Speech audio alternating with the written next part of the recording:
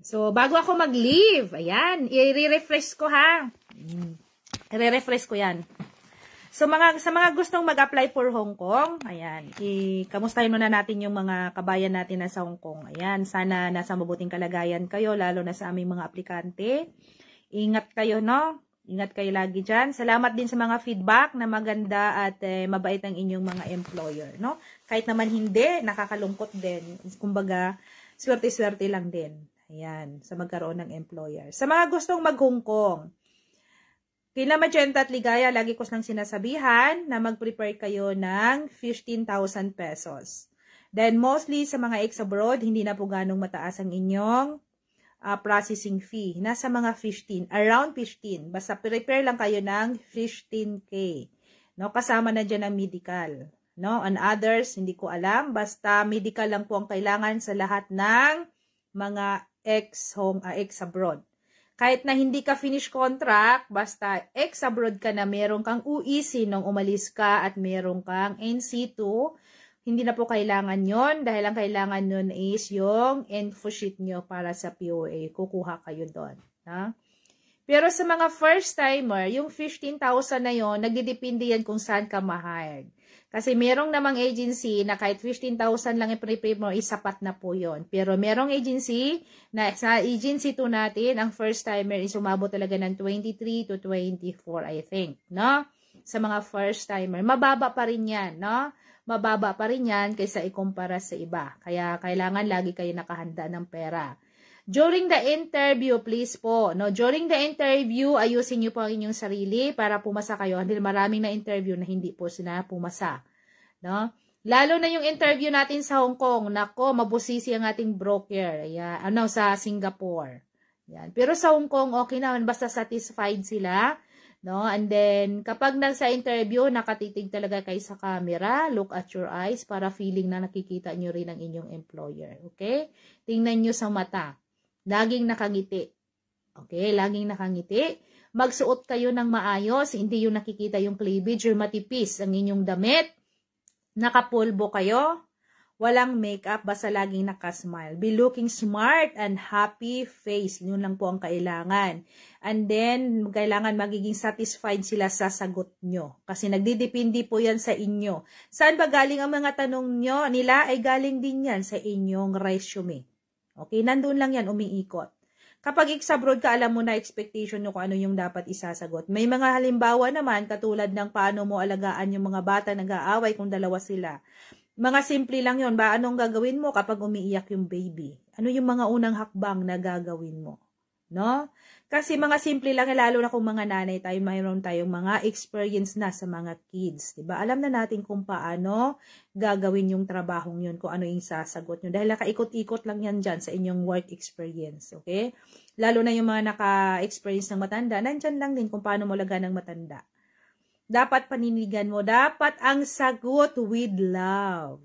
Okay? Hindi yung nagsagot ka lang na hindi kasama ang pagmamahal. Kailangan nandun yung pagmamahal para mararamdaman nila na totoo yung sinasabi nyo. Okay? Kasi sila nakakaramdam yan, the way you talk, the way you look, the way you move. No? Binabasa na kayo. Maniwala kayo. Mga in-check, binabasa na kayo. Kahit photo, no, video nyo, binabasa na kayo kung talaga bang compatible ka sa kanila, kaya kanila i-hire o i-interview. Nang akala naman nila, okay ka sa inyong mga personal, sa inyong mga requirements, pagdating sa interview, hindi ka naman nila, hindi sila satisfied. Wala din. Okay? Dapat ayusin. No? Ayusin. Ipag-pray nyo lang na masisilik kayo kasi as long as naka-process na yan. Kapag naibigay nyo na kay Magenta at kay Ligaya ang inyong application, automatically naka-process na po yun. Dahil direct na kayo naka-process doon dahil kayo po ang pinapapasa ko diretso sa agency para hindi na kayo sumasabit pa sa akin. But cause, chine-check ko pa rin pag may time ako ang inyong mga requirements. Pag may nabasa ako na medyo maganda ang inyong application, pinapalo up ko yun. Pero yung mga medyo dihado, ang agency din, medyo dahado din sa inyo. Ha? Then, ang mga age limit natin sa Hong Kong is hanggang 45. Nagdidepende po yan sa inyong kakayanan, sa inyong working experience. Kailangan makitaan ko na maganda. Follow po kayo kung paano ginawa yung resume, idugtong nyo po yon. Wala pong mababago doon. Okay? Yung ginagawang pattern na binigay ko kila Magenta at kay Ligaya na nasa page, wala pong mabago doon. Kahit yung pangalan ko sa baba, huwag nyong tanggalin na palitan nyo ng Magenta or palitan nyo ng Ligaya. Okay? Dahil silang dalawa, hindi po yan connected sa agency. Ako lang po yun. Okay? Baka sabihin nyo, ang referral nagre-refer sa akin ay si Magenta or si Ligaya dahil doon ko yung kirosap. No. As is, joinery pa rin. Lahat ng mga application, lahat ng mga pinapasa nyo, kay joinery kayo. During the interview, kay joinery kayo. Hindi po kayo galing kay Magenta at kay Ligaya. Dahil sila lang po ang nag-a-accept sa inyo yung mga requirements para ma-process at mabuo at ma-check nila. Okay? Kasi kung minsan nagpo-process kayo doon, tinatanong ko kung okay ba yun, sabihin nila, sino ba yung referral mo? Hindi naman ikaw. Paano ko kayo ma-update? Okay? Bit-bitin nyo. Yung nasa resume, yung naka-referred by doon, wag nyo po yung baguhin. Yung resume pattern, wala po kayong mababago doon. As is. I-copy nyo and then idudugtong ang mga information nyo. Yun lang po ang gagawin nyo. Dugtungan lang yon. Sasagutan nyo lang yon sa kanan. Kasi lahat yun ginagawa ko para it's easy for you to fill up. Hindi na kailangan ng screenshot.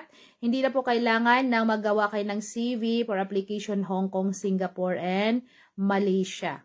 No? Nasa ano lang tayo online, copy and paste lang. Yan, ganun po ang ginagawa ko since before. Pero binabago-bago ko lang yung style. No? Binabago-bago ko lang yung style. As is, ganun pa rin ang ating mga photo at videos. The best as you can. Yung makintab ang mukha nyo pagdating sa camera, please lang magpulbo kayo, magpasa kayo ulit. Huwag po yung nagkinis-kinis na para ng lechon, no? Dapat, nakapulbo kayo, hindi makintab, ha? Magpulbo kayo. No lipstick, no eyeliner, wala lahat, natural face lang, magpulbo lang. Yun lang ang kailangan. And then, smile. Huwag tipirin ng smile. Gandahan ng smile. Okay? Kasi doon nakikita. Meron kasing hilaw na smile na malungkot.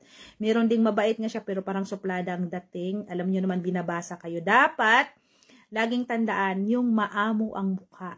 Yung mukhang mapagkatiwalaan ng lagi nyong tingnan ang sarili nyo sa salamin. Okay? Yung ikaw mismo nakikita na, wow, ito, parang feeling ko, iha-hide ko yun. Ha? Huwag kayong be confident. At pagtiwala nyo sarili, kung hindi naman maganda, pwede naman kayong magpasa ulit.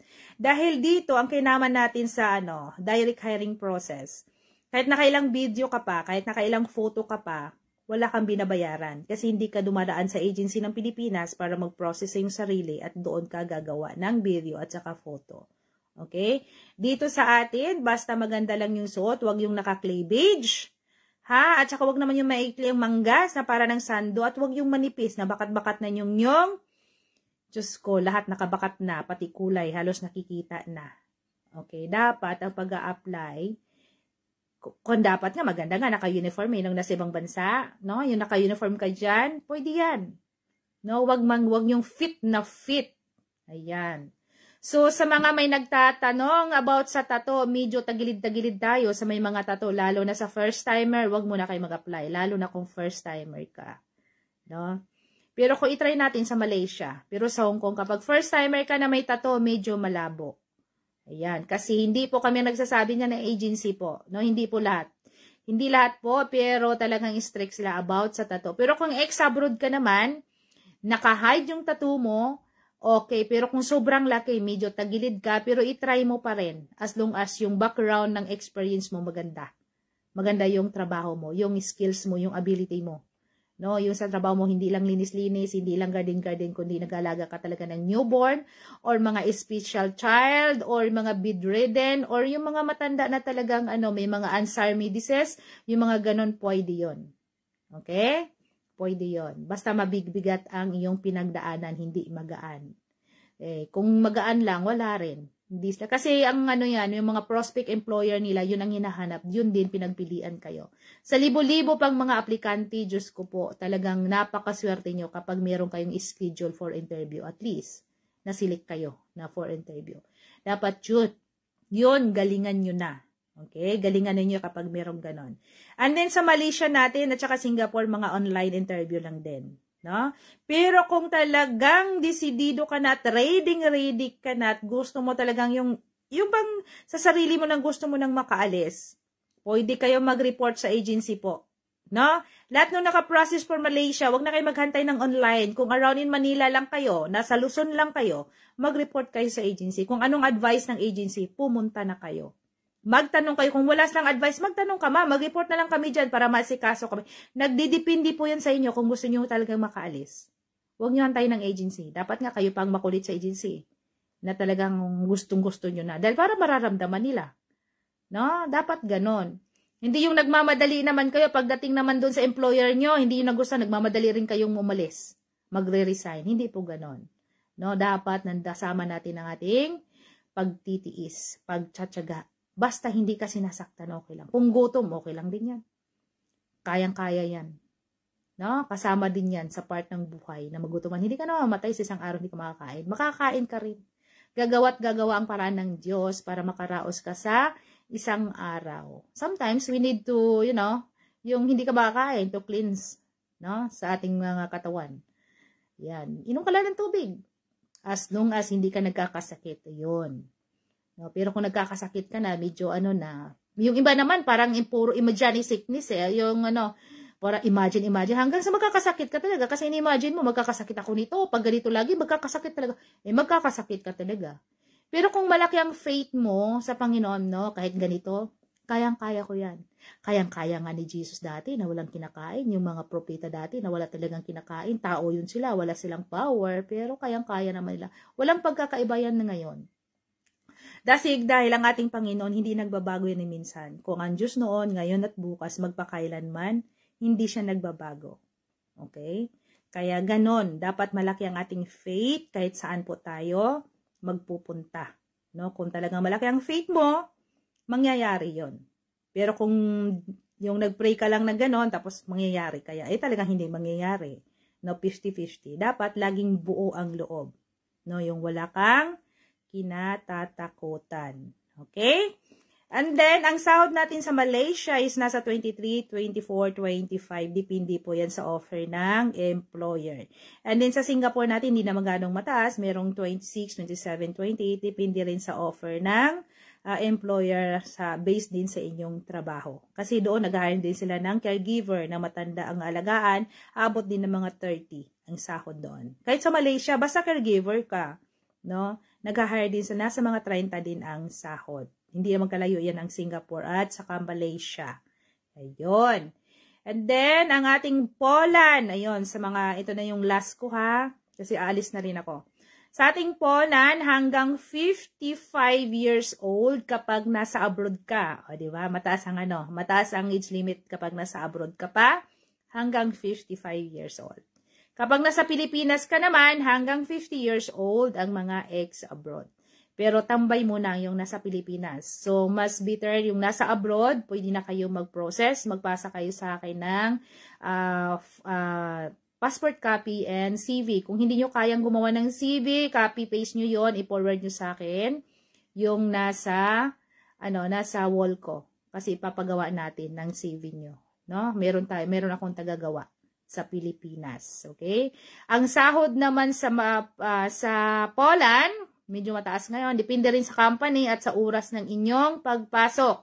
No? Kasi yung iba, above 60 na ang sahod doon. Depende sa company at oras na inyong pasok. Okay? Depende yan sa oras ng pasok nyo. Kasi kapag ang company gusto nilang OT-OT kayo o di tiba-tiba kayo. No? Ganun po. And then, wala pong free accommodation doon. Pag sinasabing 60 or 50, net na po yun. No? Net na po yun. Nakadidak na po doon yung mga tax. Nakadidak na po yung mga insurance doon. Nakadidak na po yun sa bahay na tinitirhan mo. So, ang ibabawas mo lang sa sahod mo yung sarili mong food. No? Doon ka na lang. Kasi hindi naman free ang food din doon. Sarili mong food. Pag sinasabi kong 50 above, 40 to 50 above, to 60 above, net na po yan na income nyo sa Poland. Hindi pares-pares ang company Kasi yung kakilala ko na housekeeping siya sa hotel, umabot na rin siya ng 60. Mga ganun, 60 plus. Net na po yon. No, kasi free naman kasi sila sa bahay. Depende po yon sa company. kung free na sila sa hotel. Ayan. Pero kung ka-factory, talaga nagbabayad kayo ng accommodation. Okay? Then, meron naman ding day-off sa Poland. Bibigyan talaga kayo ng day-off kasi legal yun. Meron silang sinusunod na, kahit na mga holiday, legal po yun doon. Kung pinapatrabaho kayo ng holiday, they double pay. Yan. Ano pa ba? Ano pa bang sabihin ko? Parang wala na yata. Wala na? So, update yun na lang, no? Update yun na lang sila si Magenta at saka si Ligaya. Kung mayroon pa kayong mga tanong. Kasi kung minsan, nagbabasa yan si Magenta ng mga comments. Kinukuha niya doon, ini-screenshot niya yan para isang sagot na lang niya ginagawa niya ng videos. Okay, hindi ako nagbabasa ng comments eh. Sino ba yun eh? Basa tayo. Ma'am Joy, sana pwede uli sa Poland dito. Medyo tambay muna kayo ha. Tambay muna kayo. Total, nandito naman lang ako eh.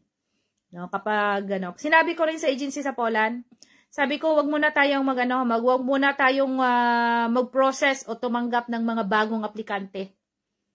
Hayaan natin yung mga ibang agency. Kung naramdam mo na hirapan talaga ngayon, wag muna tayong mag-accept. So, focus muna tayo yung nasa ibang bansa.